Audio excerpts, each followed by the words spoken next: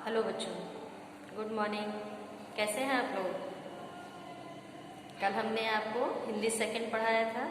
Hindi second में lesson 17 से lesson 17 में मैंने कल आपको कविता पढ़ाया। कविता को ही हमने 10 लाइन आपको क्लास वर्क की कॉपी में लिखने के लिए होमवर्क में भी दिया था। उम्मीद करते हैं आप लोगों ने लिख भी लिया होगा। तो आज हम इसी पार्ट से बाकी के एक्सरसाइज कंप्लीट कराने जा रहे हैं। तो आप लोग अपनी बुक और कॉपी सामने रख लीजिए। पेंसिल, इरेजर, शार्पनर, जो भी आपकी ज़रूरत की चीज़ें हैं उनको साथ लेकर के बैठना चाहिए कभी भी पढ़ने बैठिए। तो इस कविता को हम लोग आगे बढ़ाते हैं। कविता हमारी पूरी हो गई थी। आज हम कविता की पंक्तियाँ पूरी करने के लिए भी हमने आपको कल बोला ही था कि इसको आप लोग खुद से करिए, याद करके, कविता को याद करके उसके बाद इसको लिखिएगा अपनी मर्जी से, बिना देखे। तभी आपको अच्छे से ये समझ में भी आएगा, आप अच्छे से, आपको याद भी रहेगा तो आप अच्छे से इसको कंप्लीट भी कर सकते हैं। इसके बाद बारी आती है सरलार्थ की। तो जैसे हम प्रश्नोत्तर का पीडीएफ देंगे वैसे हम सरलार्थ का भी पीडीएफ देंगे, लेकिन एक बार इसको हम ओरल आपको समझा भी दे रहे हैं। पहला क्वेश्चन हमारा है, पेड़ पर डालियों के बीच कैसा वातावरण था। तो ये हम आपको ओरल अभी समझा रहे हैं कि पेड़ पर डालियों के बीच हरी भरी नाजुक सी शाखाएं थी। दूसरा प्रश्न हमारा है कि खुले आसमान में उड़ते समय चिड़िया को क्या समझ में आया। तो उसका उत्तर हमने लिखा है, खुले आसमान में उड़ते समय चिड़िया को यह समझ आया कि यह संसार बहुत बड़ा है। तीसरा प्रश्न हमारा है, चिड़िया का घोंसला किस चीज से बना हुआ था। तो ये तो आप कविता की लाइनें जब पढ़ेंगे तो उसमें एकदम साफ साफ दिया है, सूखे तिनकों से तैयार। उसी को हमने इसका उत्तर लिखा है कि चिड़िया का घोंसला सूखे तिनकों से बना हुआ था। अब इसके बाद चौथा प्रश्न हमारा आता है कि चौथा प्रश्न है, संसार के बारे में उसका ज्ञान बार बार क्यों बदल रहा था। तो चिड़िया का ज्ञान बार बार क्यों बदला, जैसे जैसे उसके सामने परिस्थितियां आती गई, जैसे जैसे उसके हालात, आसपास का वातावरण बदलता गया, वैसे वैसे चिड़िया की सोच भी बदलती गई। तो इसको हमने लिखा है कि चिड़िया अपनी कूपमंडूकता से निकलकर जैसे जैसे चिड़िया की दृष्टि व्यापक होकर विकसित होने लगती है वैसे वैसे उसका ज्ञान बार बार बदलता रहता है। तो ये हमने इन प्रश्नों के उत्तर हमने लिखे हैं। इसका हम पीडीएफ देंगे तभी आप लोग इसको लिखिएगा। दूसरा है सरलार्थ, हमने कहा तो सरलार्थ के लिए 4 लाइनें इसमें कविता की दी गई हैं। आखिर जब मैं आसमान में उड़ी दूर तक पंख पसार, तभी समझ में मेरी आया बहुत बड़ा है यह संसार। तो ये 4 लाइनें हमारी कविता की दी गई हैं। इन 4 लाइनों के ही हमको सरलार्थ यानी सरल भाषा में अर्थ को लिखना है, अपनी भाषा में अपने भाव विचारों के साथ इस कविता के अर्थ को लिखना है। तो हमने लिखा है, चिड़िया जब अपने पंखों को फैलाकर खुले आसमान में उड़ती है तब उसको यह समझ आया कि यह संसार उसके घोंसले से बहुत बड़ा है। अब इसके बाद बारी आती है चौथे प्रश्न की। तो चौथा प्रश्न हमारा है, सु यानी अच्छा। सु का अर्थ होता है अच्छा। उपसर्ग लगा करके यानी सु उपसर्ग लगा करके नए शब्द बनाओ व उनके अर्थ लिखो। तो जैसा कि हमारा बुक में दिया गया है वैसे ही इसको हम जोड़ते जाएंगे, सु लगा करके शब्दों को जोड़ते जाएंगे, उससे हमारा एक नया शब्द बन जाएगा और उन शब्दों का क्या अर्थ निकलता है यही हमको बताना है। तो ये हम बोर्ड पे आपको लिख रहे हैं, आप लोग बुक में कंप्लीट करते जाइए। सु और गम को हमने मिलाया तो क्या बन गया हमारा, सुगम। ऐसे हम दोनों को जोड़ करके लिखेंगे तो हमारा बन गया ये सुगम। सुगम बनने के बाद से हमको इसका अर्थ बताना है कि इसका अर्थ क्या निकलता है। सुगम का अर्थ होता है सरल या आसान।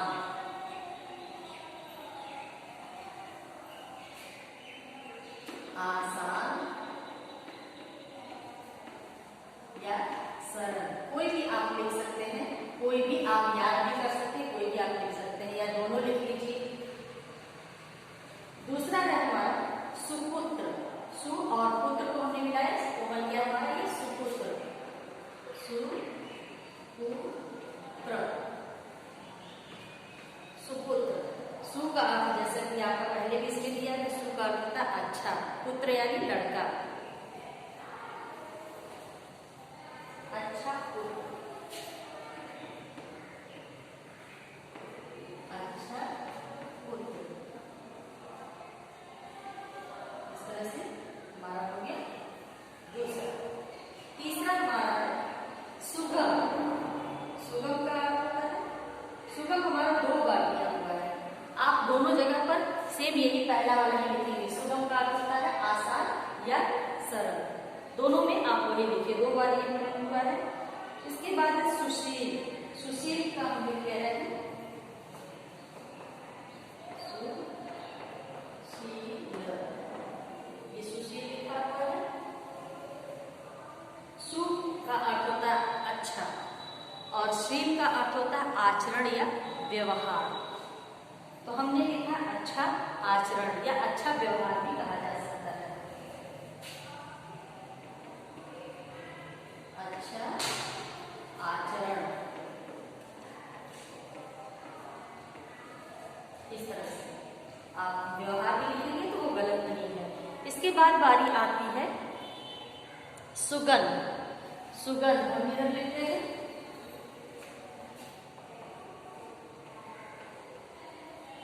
सुगंध, इस तरह से हमने लिख लिया सुगंध। सुगंध लिखने के बाद सुगंध क्या है, अच्छी खुशबू। सु यानी अच्छा या अच्छी, गंध यानी खुशबू, अच्छी खुशबू।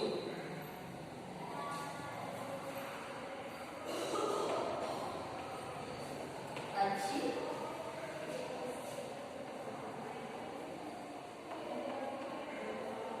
खुशबू। तो इस तरह से ये हमारे शुभ उपसर्ग वाले क्वेश्चन कंप्लीट हो गए। अब इसके बाद आता है बारी आओ भाषा सीखें, तो हम इसको भी कंप्लीट करा देते हैं। अगर आपने इसको कंप्लीट कर लिया होगा, समझ में भी आ गया होगा, तो हम इसको रख कर रहे हैं।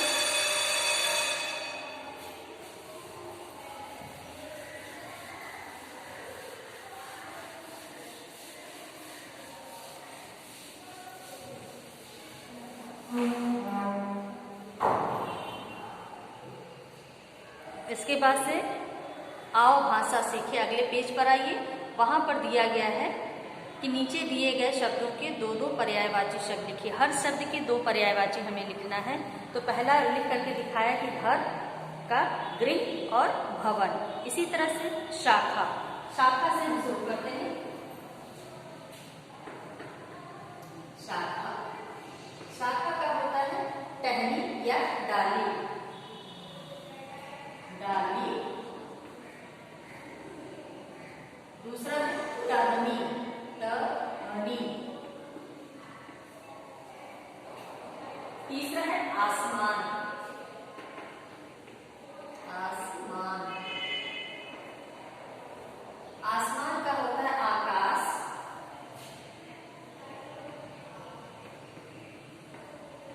दूसरा होगा नभ, नभ और नभ। इसके बाद है संसार,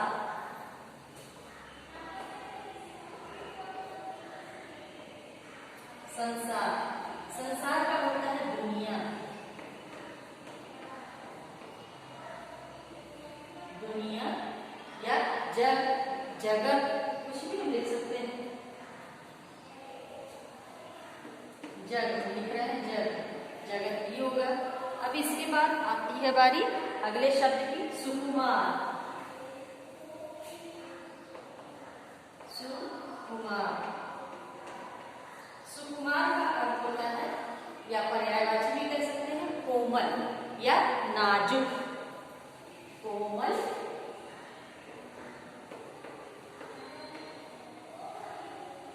नाजुक भी कह सकते हैं। इस तरह से हमारा हो गया। और अगला शब्द हमारा है पक्षी। पक्षी का पर्यायवाची होता है, पहले पक्षी इधर लिख लें, पक्षी, फिर हम लिखेंगे खग। खग का अर्थ होता है पक्षी, इसका पर्यायवाची खग। चिड़िया, पक्षी का एक और होता है चिड़िया।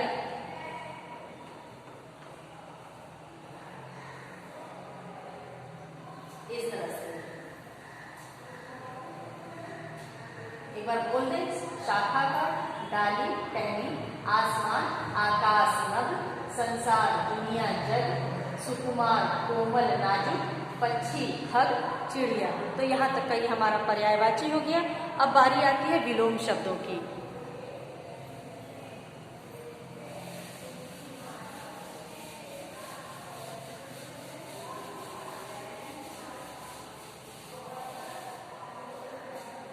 विलोम शब्द, विलोम में है कोमल का, कठोर। हम केवल आंसर लिख रहे हैं, आप लोग लिखते जाइए। कोमल का पहला है कठोर, दूसरा हरी भरी, हरी भरी का लिखिए रूखी सूखी, रूखी सूखी। तीसरा है अब का तब।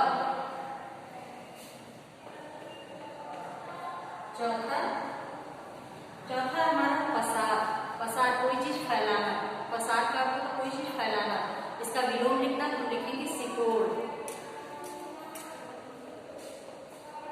सिकोड़।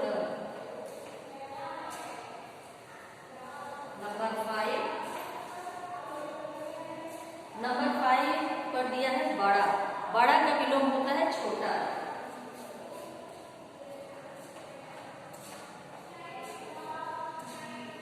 बड़ा का विलोम छोटा। और लास्ट है, लास्ट में दिया है दूर। दूर का विलोम होता है पास।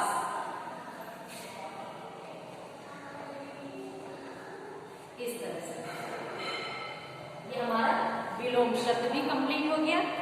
अब इसके बाद बारी आती है चौथे प्रश्न पर। कहा जा रहा है कि नीचे दिए गए शब्द वाक्यों में जिस क्रिया का प्रयोग किया गया है वह सकर्मक या अकर्मक क्रिया है, उसे पहचानो और वाक्यों के सामने लिखो। तो इसका हम उत्तर आपको हम बता दे रहे हैं, इधर ही लिख दे रहे हैं। दादाजी सो रहे हैं, तो सोना दादाजी कर्ता हो गए, सो रहे क्रिया हो गई। तो इस वाक्य में कर्म नहीं है, जिसके कारण ये अकर्मक क्रिया हो गई। इधर पहले में लिख रहे हैं अकर्मक, अकर्मक। दूसरा है पिताजी अखबार पढ़ रहे हैं, पिताजी कर्ता, पढ़ रहे हैं क्रिया। क्या पढ़ रहे हैं? अखबार। अखबार यहाँ पे हमारा कर्म है, जिस वाक्य में कर्म होगा वो सकर्मक क्रिया है, सकर्मक।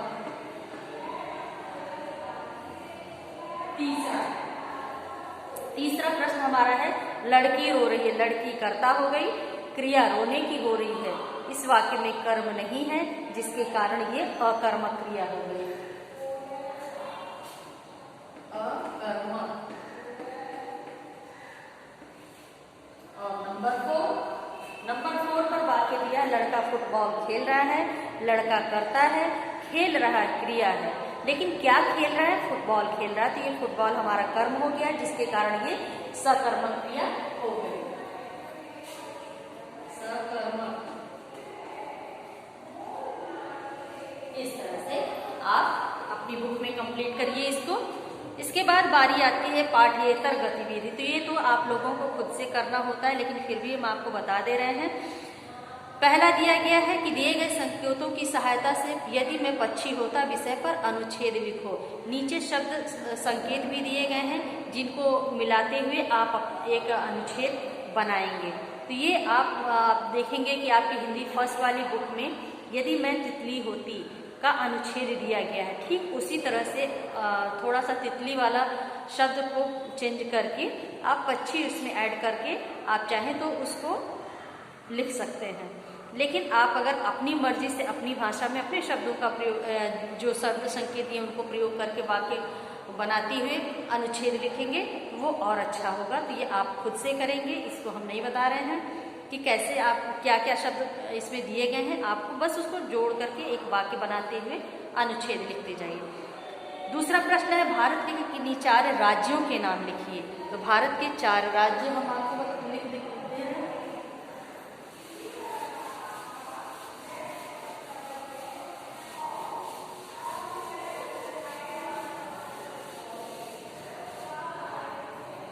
भारत के वैसे तो आप कोई भी 4 राज्य लिख सकते हैं, लेकिन फिर भी हम 4 लिख रहे हैं। उत्तर प्रदेश पहला, उत्तर प्रदेश, दूसरा बिहार, तीसरा पंजाब, चौथा राजस्थान,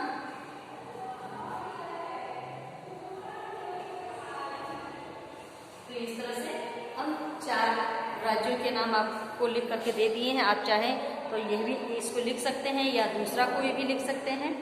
इसके बाद तीसरा प्रश्न दिया है कि एशिया महाद्वीप में स्थित 4 देशों के नाम लिखिए। तो 4 देशों के नाम हम लिख रहे हैं। भारत,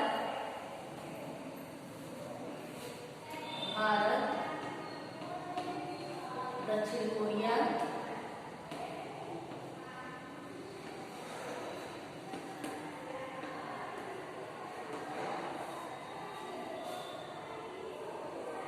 चीन, जापान।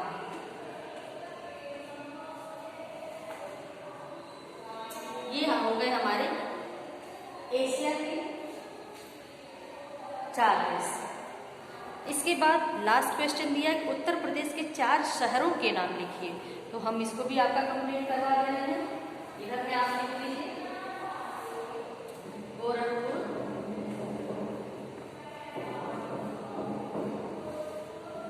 लखनऊ, कानपुर, आगरा। ये हो गए हमारे 4 उत्तर प्रदेश के शहर। अब बारी आती है हमारे होमवर्क की। इसको भी आप लोग नोट कर लीजिए। आज की क्लास हम यहीं पे अब समाप्त कर रहे हैं। होमवर्क आप अपनी क्लास की जो डायरी आपको मिली है स्कूल से, उसमें आप नोट करिए। उसके बाद होमवर्क को अपने क्लास वर्क की कॉपी में कंप्लीट करिएगा। तो कल का आपने कविता लिख भी लिया है। आज बारी है शब्दार्थ की।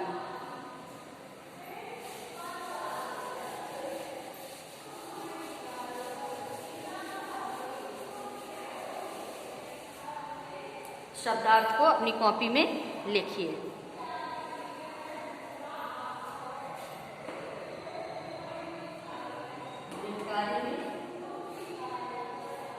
शब्दार्थ लिखिए।